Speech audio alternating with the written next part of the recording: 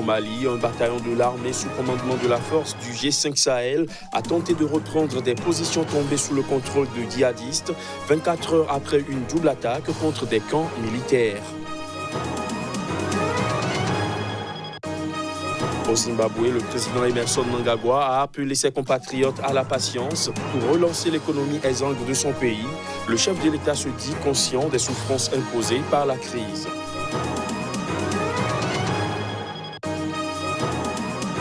Et puis au Kenya, les habitants de l'archipel de Lamu ont du mal à accéder aux centres de santé. Pour y remédier, une association kenyane a initié des cliniques mobiles qui se déplacent en bateau dans des zones reculées du pays. Voilà pour les titres. Bonsoir à tous. Au Mali, un bataillon de l'armée sous commandement de la force conjointe du G5 Sahel a tenté ce mardi, avec de gros moyens, de reprendre des positions tombées sous le contrôle de djihadistes. Ces derniers ont mené lundi une double attaque contre des camps militaires situés dans le centre du pays. Les détails. Plus de 24 heures après une double attaque contre des camps militaires dans le centre du Mali, un bataillon de l'armée malienne sous commandement de la force conjointe du G5 Sahel a tenté ce mardi de reprendre des positions tombées sous le contrôle de djihadistes. Durant cette opération, l'aviation appuie les forces terrestres selon des sources sécuritaires qui précisent que les renforts étaient partis de Mondoro. Située à proximité de la frontière avec le Burkina Faso, la position de Bolkessi du bataillon malien de la force conjointe du G5 Sahel a été attaquée ce lundi à l'aube par des éléments présumés du groupe terroriste Ansarul Islam. Les assaillants, qui disposaient de véhicules équipés d'armes lourdes, ont attaqué pratiquement au même moment le détachement de l'armée malienne à Mondoro, à une centaine de kilomètres de Bolkessi. Après cette double attaque survenue ce lundi, l'armée malienne n'avait toujours pas, dans l'après-midi de ce mardi, annoncé de bilan officiel. Mais selon des sources locales, 2 civils ont été tués par balle à Bolkessi. Le sort de plusieurs soldats était également incertain ce mardi, après les attaques djihadistes de la veille. En effet, les militaires maliens se sont repliés, il n'y a pas eu de combat et les présumés djihadistes étaient repartis avec un important lot de matériel militaire et roulant. Au Zimbabwe, le président Emmerson Mnangagwa a appelé ce mardi ses compatriotes à la patience pour relancer l'économie exsangue de son pays. Le chef de l'État se dit conscient des souffrances imposées par la crise à une large part de la population. Le président zimbabwéen Emmerson Mnangagwa a assuré être conscient des souffrances des personnes pauvres et marginalisées du pays imposées par la crise. C'était ce mardi lors de son discours annuel à la nation devant le Parlement à Harare. Appelant ses compatriotes à la patience pour relancer l'économie exsangue du Zimbabwe, le chef de l'État a expliqué à ses compatriotes que relancer l'économie nécessite du temps et de la persévérance. Le Zimbabwe est englué depuis près de 20 ans dans une crise économique et financière catastrophique, héritage des années du règne de fer de l'ex-président Robert Mugabe. Depuis qu'il a pris le pouvoir à la faveur d'un coup de force de l'armée il y a 2 ans, Emmerson Mnangagwa promet de relancer l'économie, mais en vain. Ruiné par le chômage de masse et la dévaluation de sa devise, le Zimbabwe manque d'argent liquide, d'essence, d'électricité et d'eau. En août, l'inflation s'est envolée à près de 300% sur un an, selon le Fonds monétaire international. Sur sa page Twitter, Nelson Chamisa, chef du mouvement pour le changement démocratique, la principale formation de l'opposition, a répondu à ce discours du chef de l'État. Selon lui, ne pas aborder les questions clés du manque d'électricité, d'eau, de carburant, d'argent liquide, des faibles salaires, des violations des droits humains et de la terreur constitue un gaspillage de ressources et une insulte. La journaliste marocaine Aja Raissouni a été condamnée ce lundi à 1 an de prison ferme par un tribunal de Rabat, ceci pour avortement illégal et relations sexuelles hors mariage. Des précisions à travers ces images. Interpellée fin août à l'entrée d'un cabinet médical de Rabat, Aja Raissouni, une journaliste marocaine de 28 ans, a été condamnée ce lundi à 1 an de prison ferme pour avortement illégal et relations sexuelles hors mariage par le tribunal de Rabat. Une affaire qui a suscité l'indignation dans le royaume et à l'étranger. Arrêté et jugé en même temps qu'elle, son gynécologue a écopé de 2 ans de prison ferme et son fiancé d'1 an ferme. Un anesthésiste octogénaire a été condamné à 1 an de prison avec sursis et une secrétaire à 8 mois avec sursis. Journaliste au quotidien arabophone Akba Al-Yaoum, Adja Raissouni avait été soumise à un examen médical sans son accord selon elle. Ses avocats avaient assimilé cet examen à de la torture, pointant des manquements de la police judiciaire et des preuves fabriquées et plaidé pour sa libération. En vertu du code pénal marocain qui sanctionne les relations sexuelles hors mariage et l'avortement quand la vie de la mère n'est pas en danger. Adja Raissouni risquait jusqu'à 2 ans de prison. Lors d'une précédente audience, elle avait nié tout avortement, assurant avoir été traitée pour une hémorragie interne, ce que son gynécologue a confirmé au tribunal. Au Maroc, les arrestations dans les affaires d'avortement concernent en général les praticiens et très rarement les patientes, selon Human Rights Watch, qui cite le président de l'association marocaine contre les avortements clandestins. Après la condamnation de la jeune femme, ses proches dénoncent un procès politique lié à sa famille, à ses opinions et au journal dans lequel elle travaille. On écoute.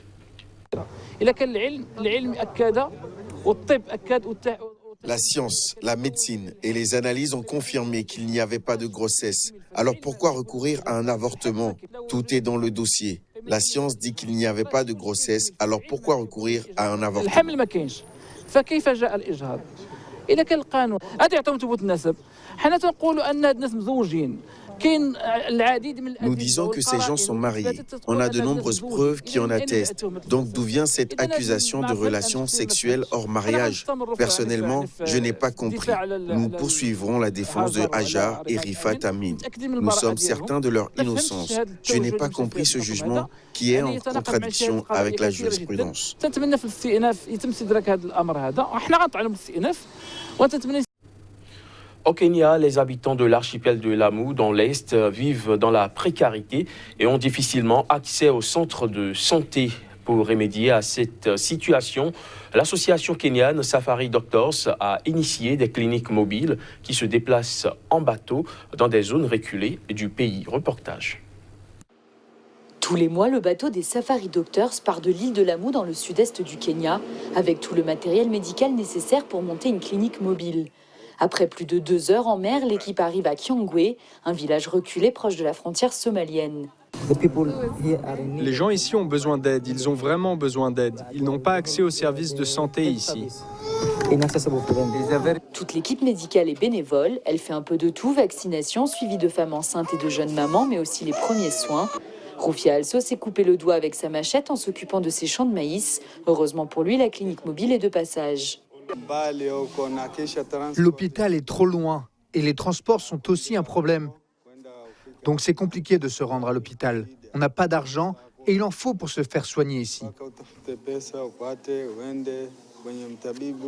Le trajet pour l'hôpital le plus proche lui coûterait $200, une fortune ici. En plus du manque d'infrastructures, de transport et de santé, les habitants de la région doivent faire face aux violences liées au groupe terroriste Al-Shabaab. Bilay a une bosse dans le cou, vraisemblablement une balle, et une blessure sur le pied. Elle raconte avoir été attaquée par les islamistes alors qu'elle était en voiture. J'étais la seule encore en vie. Tous les autres sont morts sur place. Ces blessures sont vieilles, l'incident a eu lieu il y a plusieurs années, mais faute de moyens et d'accès aux soins, Bilay n'a jamais pu se faire soigner correctement. Safari Doctors a été fondé en 2015 par une Kenyane pour aider ces populations isolées, mais leur plus gros souci reste l'insécurité dans la région. Les infrastructures sont médiocres et ça explique la présence de militants, si on peut les appeler comme ça, et celle de l'armée. Donc il est devenu difficile de se déplacer dans certains villages. On doit décider à la dernière minute si on peut y aller ou non. La clinique mobile se déplace tous les mois dans 12 villages reculés près de la frontière somalienne. Une zone risquée pour l'équipe, c'est ici que l'armée kenyane a envoyé ses troupes en 2015 pour chasser les Shebabs de la forêt de Boni. L'opération ne devait durer que 3 mois, mais 4 ans plus tard, les Shebabs sont toujours là. Cotonou a abrité ce mardi la cérémonie de lancement du projet $1,000 to Impact, initiative de l'ambassade américaine en partenariat avec l'US Benin Women Alumni Association. Le dit projet vise à impacter plusieurs cibles et secteurs d'activité. Reportage. 10 projets du programme $1,000 to Impact ont eu la chance d'être sélectionnés. La cible de ce financement, 10 communautés en dehors de la capitale économique du Bénin, Cotonou. Je suis notamment fier de notre coopération avec les 5 associations d'alumni des programmes du gouvernement américain. Avec leur engagement, nous avons investi plus de $100,000 cette année dans des projets qui profitent aux entrepreneurs, aux journalistes et à des centaines de jeunes béninois et béninoises sur toute l'étendue du territoire national. Ce sont des projets où ces alumni ont partagé leurs expériences aux États-Unis avec leurs compatriotes. Des projets qui seront pilotés par les anciens boursiers des programmes d'échange aux États-Unis. Les projets doivent être menés exclusivement en milieu rural et ces projets doivent permettre donc de capaciter les populations des jeunes et des femmes en milieu rural pour leur permettre à leur tour d'être des agents de changement. Ces projets, vous aurez l'occasion de vous rendre compte, sont dans différents domaines d'intervention, donc des spécialités de ces alumni-là.